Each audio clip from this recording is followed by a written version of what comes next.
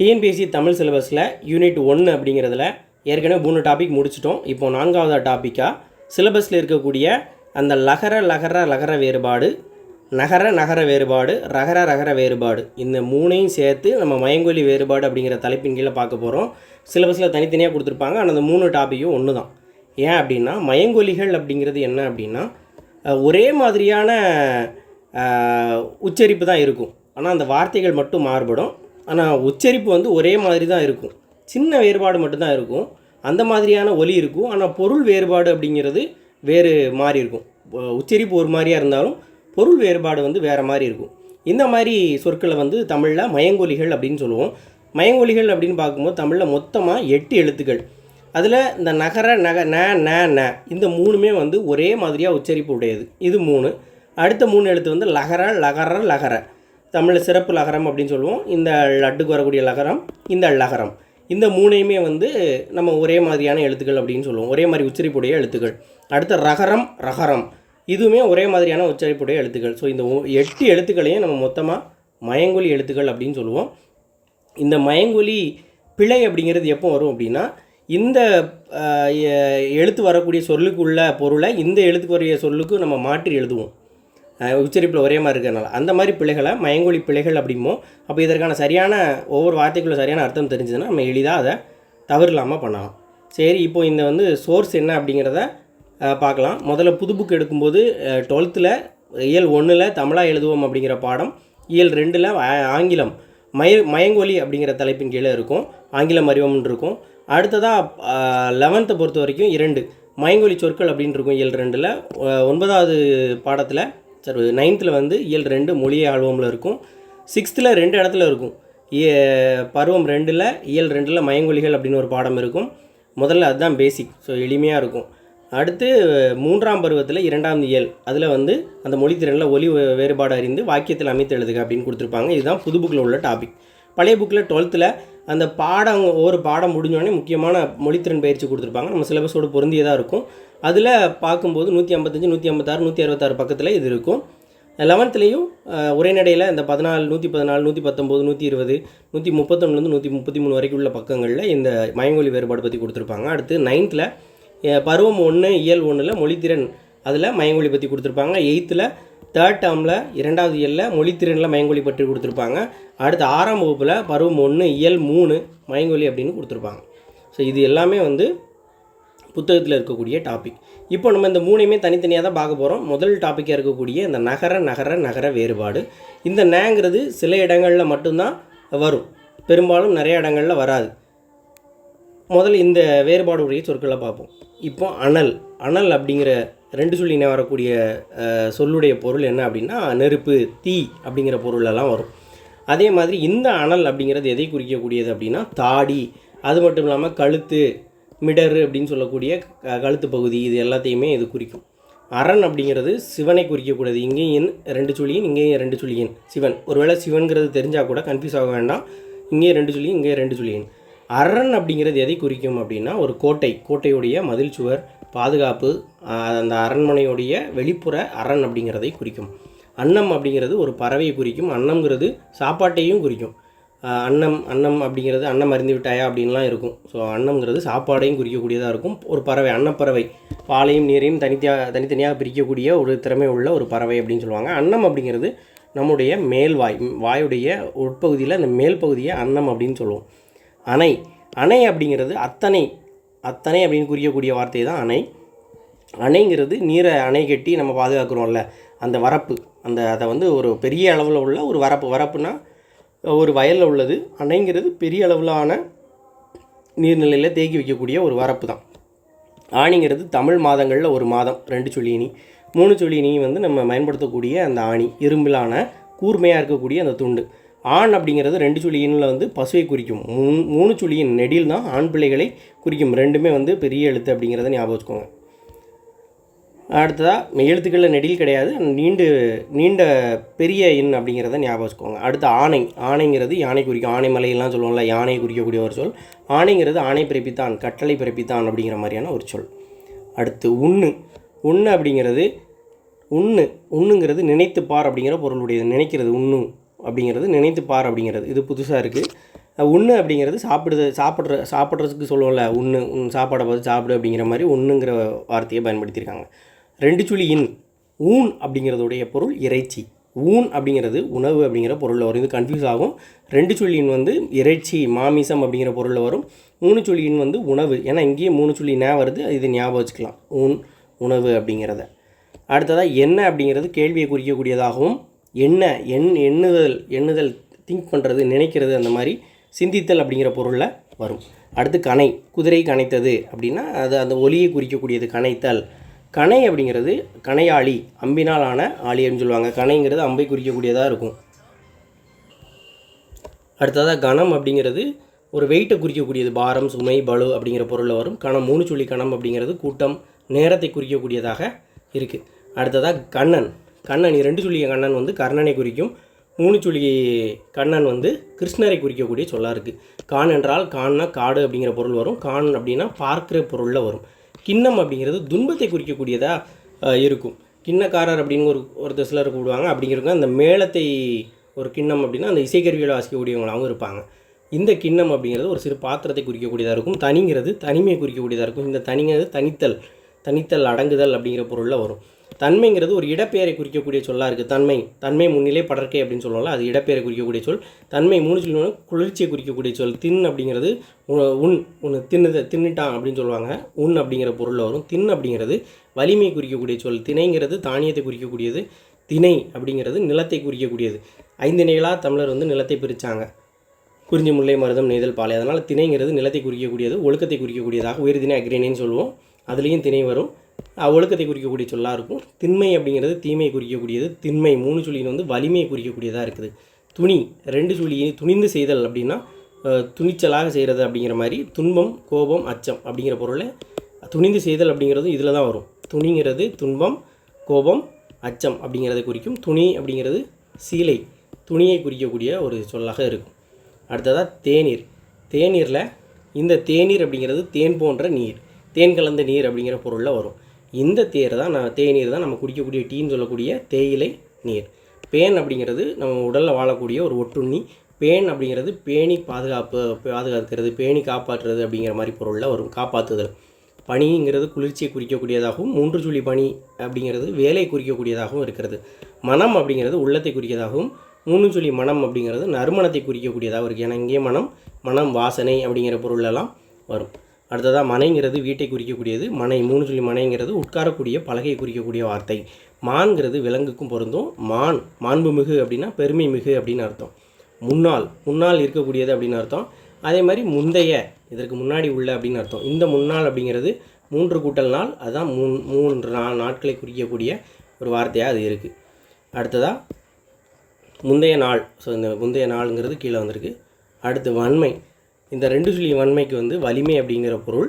3 சுழி வன்மைக்கு வந்து கொடைத்தன்மை, வள்ளல் தன்மை, வளம், வழங்கக்கூடியது அப்படிங்கிற பொருளெல்லாம் வரும். வானம்ங்கிறதுக்கு ஆகாயம் அப்படிங்கிறோம். வான வேடிக்கை அப்படிங்கிறது இதைத்தான் சொல்லுவோம். வானம் அப்படிங்கிறது இன்னொரு வெடியை குறிக்கக்கூடிய சொற்களாக இருக்கும். 3 சுழிங்கிறது வெடி குறிக்கக்கூடியது.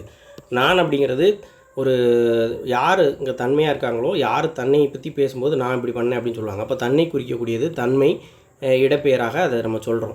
தன்மை இடப்பெயர் தான் நான். முன்னிலை இடப்பெயர் வந்து என்னது? நீ. படர்க்க இடப்பெயர் வந்து அவன் அப்படிங்கிற மாதிரி சொற்களில் வரும். இந்த நான் அப்படிங்கிறதுக்கு நாணுதல், வெக்கப்படுதல், நாணம் அப்படிங்கிற பொருளில் வரும். கயிறு அப்படிங்கிற பொருள்லையும் வரும். இது ஓரளவு நம்ம பார்த்துட்டோம். அடுத்ததாக 2வது டைப் லகர வேறுபாடு. பறவையுடைய அழகு அப்படிங்கிறது பறவையோட மூக்கை வந்து குறிக்கக்கூடிய வார்த்தையாகவும், இந்த அழகுங்கிறது பெண்மயிலை குறிக்கக்கூடியதாகவும் பெட்டைக்கோழியை குறிக்கக்கூடியதாகவும் இருக்கிறது. அழகுங்கிறது நமக்கு தெரியும், ரொம்ப அழகாக இருக்கிறதுங்கிறது எழிலை குறிக்கக்கூடியது. கவின்ங்கிறதும் அழகு தான், வனப்புங்கிறதும் அழகு தான். அலைங்கிறது கடல் அலையை குறிக்கக்கூடியது. அலைந்து திரிகிறதையும் அலை அப்படின்னு தான் நம்ம சொல்கிறோம். அடுத்ததாக அலை அப்படிங்கிறது அந்த பாம்பு பூற்று, தயிர், பிசையக்கூடிய செயலையும் வந்து அலை அப்படின்னு சொல்கிறோம். இந்த அழைத்தல் வந்து அழைத்தல், பிறரை கூப்பிடுதல் அப்படிங்கிற பொருளில் வரும். அடுத்து ஆள்ங்கிறது ஆள்மரம், ஒரு மரத்தை குறிக்கக்கூடியது. ஆள் அப்படிங்கிறது மனிதனை மனிதனை குறிக்கக்கூடியது. ஆள்னா ஆழ்கடலில் ஆழ்ந்து அப்படின்னா மூழ்கின்னு அர்த்தம். இலைங்கிறது ஒரு முற்றிய தளிர், ஒரு செடியோட ஒரு பாகமாக கருதப்படுது. இழைச்சி போயிட்டான் அப்படின்னா மெலிந்து போயிட்டான்னு அர்த்தம். அடுத்ததாக இலை அப்படிங்கிறது நூல் இலை, ஆபரணம், செய் அப்படிங்கிற பொருளெல்லாம் வருது. இந்த உலை அப்படிங்கிறது உலைக்களம், சாப்பாட்டை உலை வைப்போம்ல, சமைக்க உலை வைத்தல் அப்படிங்கிறது இந்த உலை. இந்த உலை அப்படிங்கிறது சேற்றினை குறிக்கிறது, பிடரி மயிரை குறிக்கக்கூடிய சொல்லாக இருக்குது. இந்த உலைங்கிறது உழைத்தல், உழைப்பு, பாடுபடுதல், மான் அப்படிங்கிற பொருளையும் வருது. அடுத்ததாக உழவுகின்றான், திரிகின்றான், அங்கங்கே உலாத்திக்கிட்டு இருக்கான் அப்படிங்கிறது பொருளில் வரும். உழவு அப்படிங்கிறது வேவு பார்க்குறது, அதாவது ரகசியம் அறிதல் அப்படிங்கிற பொருளில் வரும். உழவுங்கிறது வேளாண்மை தொழில், விவசாய தொழில். ஏற்பாடு நம்ம சொல்லுவோம், கூட்டல் பாடு, எல்பாடு, சூரியன் மறையக்கூடிய நேரம். அப்போது அப்படிங்கிறது சூரியனை குறிக்கக்கூடிய சொல். இது வந்து வரும். அப்படிங்கிறது எதை குறிக்கக்கூடியது? எண்ணெய் வித்துக்களை குறிக்கக்கூடியது. ஓசை. இந்த ஒலி வந்து வெளிச்சம், இன்னொன்று ஒளிச்சு வைக்கிறது, மறைக்கிறது. அடுத்து ஒழிக்கிறதுங்கிறது நீக்கிறது, அழிச்சு விடுறது, ஒழித்து விடு அப்படின்னு சொல்லுவாங்கள்ல, அந்த மாதிரி. அடுத்து இந்த கல் வந்து பாறை துண்டிலிருந்து வரக்கூடிய ஒரு சின்ன துண்டை தான் நம்ம கல் அப்படின்னு சொல்லுவோம். அடுத்து கல்லுங்கிறது தென்னை பனையிலேருந்து இறக்கக்கூடிய ஒரு போதை பொருள் மாதிரி, உணவுப் பொருள். களம் அப்படிங்கிறது பாத்திரத்தை, கப்பலை குறிக்கக்கூடிய சொல். கொள்களம் அப்படின்னு சொல்லுவாங்க. இந்த களம் அப்படிங்கிறது போர்க்களம், ஒரு இடத்த தான் களம்னு சொல்லுவாங்க. இது வந்து பாத்திரத்தை குறிக்கலாம், கப்பலை குறிக்கக்கூடிய சொல். களம் அப்படிங்கிறது கப்பலை குறிக்கக்கூடிய சொல்லாக இருந்திருக்கு. கலை அப்படிங்கிறது வந்து ஆடை, வித்தை, கலைதல், கலைந்து போகிறது. கவின் அழகை குறிக்கக்கூடிய சொல் கலைகள். அடுத்து கல்வியை குறிக்கக்கூடிய சொல்லாக இருந்திருக்கு. கலைங்கிறது வேண்டாத செடி, பயிர்களில் உள்ள கலை. அதே மாதிரி கலை முகத்தோடைய கலையாக இருக்குன்னு அதுக்கும் சொல்லுவாங்க. நீக்கிறது, அகற்றுறது பொருள்லையும் வரும். இந்த கலைங்கிறது மூங்கில் கரும்போட அடிப்பகுதியை கலை அப்படின்னு சொல்லுவாங்க. அடுத்ததாக காலை பொழுது அப்படின்னா தமிழர்கள் ஒரு நாள் 6 பொழுதாக பிரிப்பாங்க, 6 சிறுபொழுதாக பிரிப்பாங்க. அதில் ஒன்று தான் காலை அப்படிங்கிறது. காளை அப்படிங்கிறது ஆண்மாடு. களி அப்படிங்கிறது சனி, களி முத்திட்டு அப்படிம்பாங்க சனி. அதே மாதிரி களிங்கிறத ஒரு உணவு, களி கிண்டி சாப்பிடலாம் அப்படின்னு சொல்லுவாங்க, அது ஒரு உணவு. களிங்கிறது களிப்பு, மகிழ்ச்சி அப்படிங்கிற பொருளில் வரும். களிங்கிறது நீக்குறது, கோல், தடி அப்படிங்கிற பொருளையும் வரும். மிகுதிங்கிற பொருளையும் வரும். சால, ஒரு, தவ, நனி, கூர், களி அப்படிங்கிறது மிகுதிங்கிற பொருளையும் வரும். காளி ஆகிட்டு அப்படின்னா எல்லாமே இல்லாமல் போச்சுன்னு அர்த்தம். இல்லை, காளிங்கிறது ஒரு பெண் தெய்வத்தை குறிக்கக்கூடிய ஒரு உக்கிரமான ஒரு தெய்வத்தை குறிக்கக்கூடிய ஒரு இது. காளிங்கிறது சீர்காழி, ஒரு ஊரின் பேராக இருக்குது. கிளிங்கிறது கிளி உண்டாயிட்டு அப்படின்னு சொல்லுவாங்க, பயம் வந்திருக்கு அவனுக்கு, பயம், அச்சம் அப்படிங்கிறத குறிக்கக்கூடிய சொல். கிளிங்கிறது பறவை குறிக்கக்கூடிய சொல், ஒரு பறவை. அடுத்ததாக கிளி, பச்சை கிளி. அடுத்து இந்த கிளினா கிழிச்சு போட்டுரு, கிழித்தல், துண்டு துண்டாக ஆக்கி போடுறது அப்படிங்கிற மாதிரி பொருளில் வரும். அடுத்து கிளவி அப்படிங்கிறது சொல்லை குறிக்கக்கூடிய ஒரு சொல். பதம், சொல், கிளவி எல்லாமே ஒரு சொல்லை குறிக்கக்கூடிய சொல். கிளவி, இந்த கிளவி வந்து வயது முதிர்ந்த ஒரு பெண்ணை குறிக்கக்கூடிய சொல். குளவி அப்படின்னா கொஞ்சம் குளவி இருக்காங்க, சேர்ந்திருக்கல் அப்படின்னு பொருள் வரும். குளவி அப்படிங்கிறது ஒரு வண்டை குறிக்கக்கூடிய ஒரு வகை பூச்சி வகையை தான் குளவின்னு சொல்லுவோம். குளவிங்கிறது குழந்தையையும் அம்மியையும் அம்மி குளவி அப்படின்னு சொல்லுவாங்க. குளிங்கிறது குளிக்கிறது, உடலை குளிர்வித்தல் அப்படிங்கிற பொருளில் வரும். குளிங்கிறது பள்ளம் தோன்றதுங்கிற பொருளில் வரும். அடுத்ததாக குளம் அப்படிங்கிறது ஒருத்தருடைய இனத்தை குறிக்கக்கூடியதாகும். இந்த குளம் அப்படிங்கிறது நீர்நிலை குறிக்கக்கூடியதாக இருக்குது. அடுத்ததாக குலை அப்படிங்கிறது வாழைக்குலை அப்படின்னா வாழை, அது கொத்தாக இருக்கிறத குலை அப்படின்னு சொல்லுவாங்க. இந்த குலை அப்படிங்கிறது குண்டலம், காதில் அணியக்கூடிய அணிகள்னு சொல்லுவாங்க. அடுத்து சூழுங்கிறது கற்பம் அப்படிங்கிறத சொல்கிறாங்க. சூழ் அப்படிங்கிறது ஆணை, சபதமிடுறது. சூழ் அப்படிங்கிறது சூழ் எடுத்தான், சபதமிட்டான், ஆணையிட்டான் அப்படின்னு பொருள். சூழ் தானே சூழ்ந்திருக்கிறது, சுற்றி வருதல், ஒருத்தரை சுற்று போடுறது, ஆராய்ச்சி பண்ணுறது, இதெல்லாம் சூழ் அப்படின்னு சொல்கிறாங்க. தலைன்னா நம்ம உடம்புல இருக்கக்கூடிய சிரம், முதன்மையாக ஒரு உறுப்பு. தலைங்கிறது முதன்மையானவங்களையும், வீட்டில் தலையார் அப்படின்னா முதன்மையான ஆளாக சொல்லுவாங்க. தலை அப்படிங்கிறது கட்டுதல், விலங்கையும் சொல்கிறாங்க. தலைங்கிறது தலைத்தல் அப்படின்னா செழித்தல், மேலும் வளர்ந்துக்கிட்டு இருக்கிறதையும் தலைத்தல் அப்படின்னு சொல்லுவாங்க. தாள்ங்கிறது நாக்கை குறிக்கக்கூடியது. தாள் அப்படிங்கிறது பாதத்தை குறிக்கக்கூடியது. முயற்சி அப்படிங்கிற பேர்லேயும் வரும். தாள்ங்கிறது தாழ்பால், இன்னொன்று இறங்குங்கிற பொருள்லேயும் வரும். தாலிங்கிறது ஒரு பெண், திருமணமான பெண் அணிந்து கொள்வது. தாலிங்கிறது வந்து ஒரு வகை பனையை குறிக்கக்கூடியது. குழம்பு தாளித்ததையும் குறிக்கக்கூடியது. தாலிங்கிறது குடம், வாயகண்ட பாண்டம், முதுமக்கள் தாலின்னு சொல்லுவாங்க. அந்த மாதிரி பெரிய ஒரு பானையாக இருக்கும், வாய் பெருசாக இருக்கும், அதுக்குள்ளே மக்களை வச்சு ஆதிசநல்லூரை புதைச்சாங்க, அதை வந்து தாலின்னு சொல்லுவாங்க. அடுத்ததாக பாலை அப்படிங்கிறது பாலை நிலம் அப்படின்னா இருக்கிறதுலே வறட்சியான நிலம். தமிழர்களுடைய 5 திணைகளில் பாலையும் ஒன்று. மணலும் மணல் சார்ந்த இடம், வறட்சியான இடத்த பாலைன்னு சொல்லுவாங்க. பாலை அப்படிங்கிறது இந்த பனைமரம், தென்னை மரத்துலலாம் அந்த பூவை மூடி இருக்கக்கூடிய மடலை பாலை, தென்னம்பாலை, பனம்பாலை அப்படின்னு சொல்லுவாங்க. பொலிவுனா ரொம்ப சிறந்து விளங்குதல் அப்படிங்கிற மாதிரி பொருளில் வரும். பொலி அப்படின்னா வரப்பு, பொலியில் நடந்து போ அப்படின்லாம் சொல்லுவாங்க. அப்படின்னா அந்த வயலில் இருக்கக்கூடிய அந்த நடந்து போகக்கூடிய அந்த வரப்பை தான் பொலி அப்படின்னு சொல்லுவாங்க. பொலினா பொழிதல், பெய்தல், மழை பொழிகின்றது, மழை ஊற்றுகின்றது அப்படிங்கிற பொருளில் வரும். வலம் அப்படிங்கிறது வலம் வருதல், கிரிவலம் வருதல் அப்படின்னு சொல்லுவாங்க. அப்படின்னா அது வளம்னா அந்த திசை, அந்த திசையில் வர்றது அப்படின்னு. வளம் அப்படிங்கிறது வந்து செழிப்பை, செல்வத்தை குறிக்கக்கூடிய ஒரு சொல். வலைங்கிறது மீன் பிடிக்க பயன்படுத்தக்கூடிய வலை.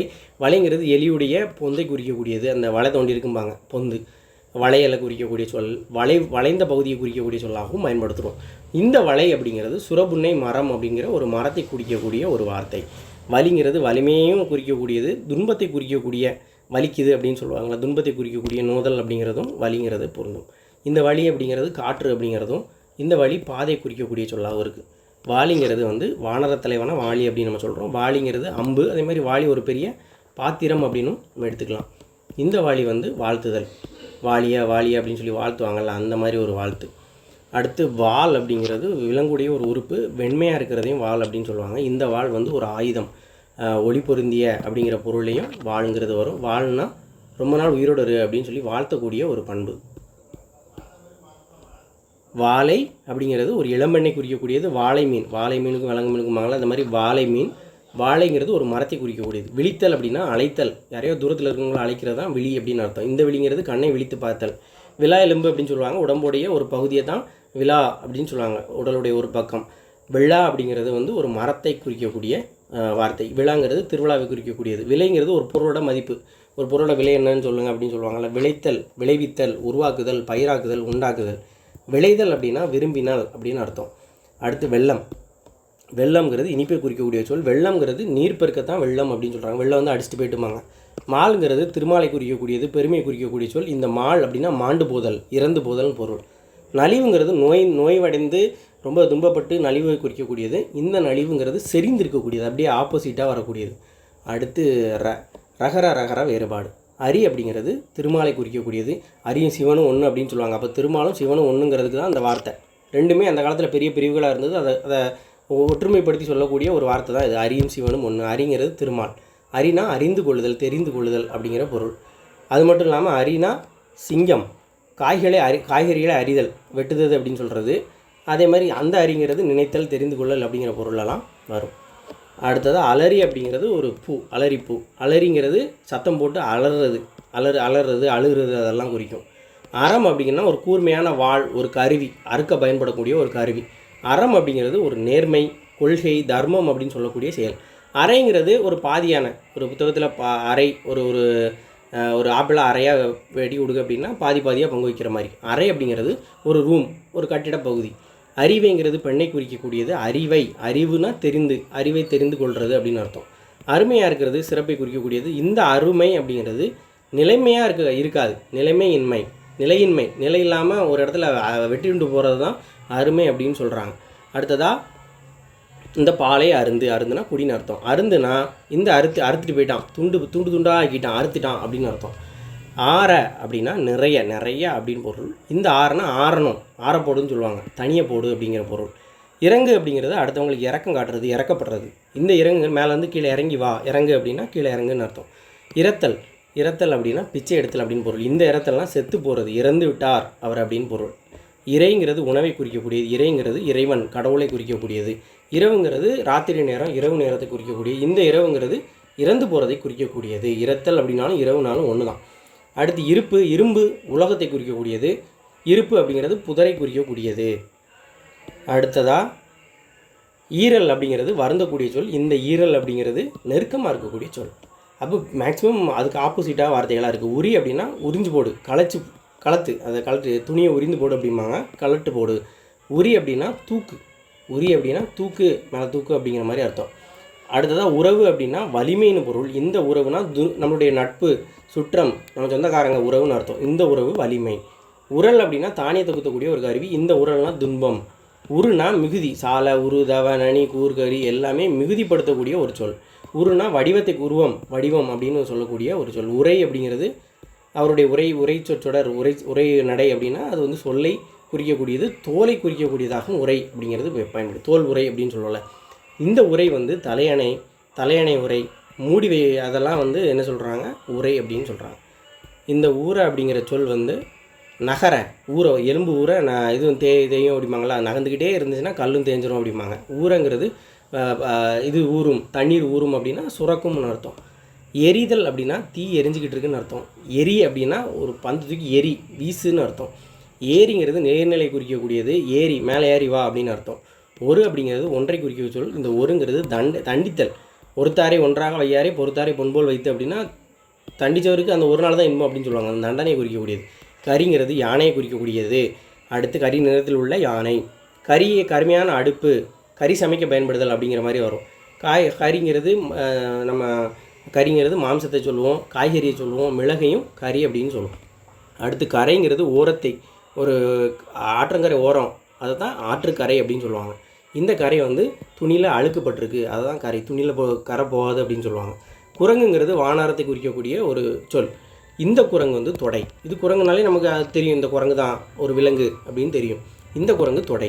குறவர் அப்படின்னா நல்குறவர், நல்ல ஆசிரியர்னு அர்த்தம். இந்த குறவருங்கிறது குறவர் இனத்தை குறிக்க, ஒரு தனிப்பட்ட ஒரு இனத்தை, மலைவாழ் மக்களை, அந்த மலையில் குறி சொல்லக்கூடிய அந்த இனத்தை சார்ந்தவங்களை குறவர்னு சொல்லுவாங்க. குறுகுங்கிறது அன்னம். இந்த குறுகுங்கிறது குறுகி ஒலிக்கக்கூடியது. சுருங்குதல், சின்னதாக்குதல் அப்படிங்கிற பொருள். குறைத்தல்னால் நாய் ஏற்பக்கூடிய ஓசை. இந்த குறைனா பற்றாக்குறையாக போகிறது, இல்லை மனசில் ஒரு குறை இருக்கிறது, அது குற்றத்தையும் குறைன்னு சொல்லுவாங்க. இந்த கூறிய அப்படின்னா கூர்மையான அர்த்தம். இந்த கூறியனா சொன்ன அப்படின்னு அர்த்தம். அவர் கூறிய வார்த்தைகளை அப்படின்னு அர்த்தம். இது வந்து கூறிய ஆயுதத்தினால் அப்படின்னு அர்த்தம். கூரைனா வீட்டோட கூரை. இது வந்து கூரை புடவை, துணி, அதெல்லாம் கூரை அப்படின்னு சொல்லுவாங்க. செருங்குனா செருக்கு, திமிர், சண்டை அப்படிங்கிற பொருள் வரும். இந்த செரு வயலை குறிக்கக்கூடிய ஒரு சொல். செரித்தல்னா ஜீரணமாகிறது. அடுத்து இந்த செரித்தல் அப்படின்னா திணிக்கிறது. செறிந்து அப்படின்னா திணிக்கிறது. தறினா தரித்துக்கொள், அணிந்துகொள்னு அர்த்தம். இந்த தறினா வெட்டி விடுன்னு அர்த்தம். இது அணிஞ்சுக்கோ, இது வெட்டி விடுன்னு அர்த்தம். திரைனா அலைங்கிற, திரைகள் ஓடியும் திரவியம் தேடு. திரைனா அலைன்னு அர்த்தம். இந்த திரை வந்து கப்பம், வரி கட்டக்கூடிய ஒரு இது. துறவுனா கிணறு. இந்த துறவுனா எல்லாத்தையும் திறந்து, வாழ்க்கையை திறந்து துறவியாக போகிறது தான் துறந்து விடல்னு அர்த்தம். பரினா குதிரை குறிக்கக்கூடிய சொல். பரினா பூவை பறிக்கிறது அப்படிங்கிற பொருள். பறவைனா கடல். பறவைனா பறக்கக்கூடிய உயிரினம், பொதுவாக புல் அப்படின்னு சொல்லுவாங்க. பாறை அப்படிங்கிறது கடப்பாறை குறிக்கக்கூடியது. இந்த பாறைங்கிறது கல்பாறை குறிக்கக்கூடியது. இது வந்து ஒரு கருவி. பாறைங்கிறது ஒரு கருவி. இது வந்து ஒரு கற்பாறை குறிக்கக்கூடிய ஒரு சொல். அடுத்ததாக பிறை அப்படின்னு சொல்கிறது உரை, மோர், பயனை சொல்லுவோம். பிறை அப்படிங்கிறது வளர்பிறை, தேய்பிறை, சந்திரனுடைய வளர்பிறை தேய்பிறைன்னு சொல்லுவோம். அடுத்து பீருங்கிறது புருவம். அச்சம் உள்ளவனை வந்து பீருன்னு சொல்லுவாங்க, பீதி அடைந்தான் அந்த மாதிரி. பீருங்கிறது கிழிஞ்சிருக்குன்னு அர்த்தம். பெரு அப்படின்னா பெரியன்னு அர்த்தம். பெருனா பெற்றுக்கொண்டான் அப்படிங்கிற பொருளில் வரும். அடுத்ததாக பொறி. நெல் பொரிய பொறின்னு சொல்லுவாங்க. இந்த பொறினா இயந்திரம் அப்படிங்கிற பொருள். பொரித்தல் அப்படின்னா வறுத்தல்னு பொருள். இந்த பொரித்தல்னால் கல்லில் அந்த காலத்தில் அந்த கல்வெட்டில் பொரித்தான் அப்படின்னு சொல்லுவாங்க. மரம்ங்கிறது நமக்கு தெரியும், மரம், செடி, கொடி, இலை, அதெல்லாம் பெருசாக இருக்கக்கூடியது வந்து மரம்னு சொல்லுவோம். இந்த மரம் வந்து வீரம் அப்படிங்கிற பொருளில் வரும்.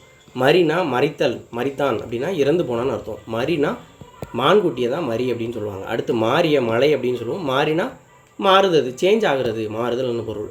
மறை மானை சொல்லுவாங்க, தாமரையை சொல்லுவாங்க. இந்த மறை வந்து வேதம் சொல்லுவாங்க.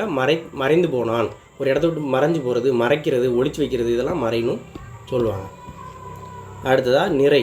நிறைங்கிறது வரிசை. நிரல்னு சொல்லுவோம் தெரியுமா, அது வரிசையாக இருக்கிறது. தான் நிறை அப்படின்னு சொல்லுவாங்க. இந்த நிறை வந்து நிறைந்திருத்தல், நிறை, எடை அப்படின்னும் சொல்லுவாங்க. நெறினா நெருக்குதல். நெரிச்சிக்கிட்டே நிற்கான் அப்படின்னா நெருக்கிக்கிட்டே இருக்கான் அப்படின்னு அர்த்தம். இந்த நெறினா வாழ்க்கை நெறி, வழி அப்படிங்கிற பொருளில் வரும். வாழ்க்கை நெறி, வழி அப்படிங்கிற பொருள் வரும். வரினா அரசாங்கத்துக்கு செலுத்துறது, தொடர் அப்படிங்கிற பொருளையும் வரும். இந்த வரிங்கிறது வறுமை குறிக்கக்கூடிய ஒரு சொல். விரல், நம்மளோட கையில் இருக்கக்கூடிய விரல். இந்த விரல்ங்கிறது வெற்றி. இது 12th ஒரு புக்கில் கூட இருக்கும். விரல் வேதி வெஞ்சி காளை அப்படின்னு ஒரு பாடல் வரும். அடுத்து விரைனா விதைன்னு அர்த்தம். இந்த விரைத்தல் அப்படின்னா மரத்தல், விரைச்சிட்டு, கால் விரைச்சிட்டு அப்படிம்பாங்க, மரத்து போகுது அப்படின்னு அர்த்தம். வெறுனா அச்சம். வெறுக்கிறதுனா ஒருத்தர் மேலே கொள்ளக்கூடிய வெறுப்பை தான் வெறுப்பு அப்படின்னு சொல்லுவோம். ஸோ இதோட நம்ம மயங்கொலி வேறுபாடு டாபிக் வந்து கம்ப்ளீட் ஆகிடுச்சு. தமிழ் இதோட நம்ம வந்து புது டாப்பிக்கில் யூனிட் 1ல் பாதி முடிச்சிட்டோம். இன்னும் 4 டாபிக் தான் இருக்குது. அதையும் எவ்வளோ குயிக்காக பார்க்க முடியுமோ பார்ப்போம். நன்றி.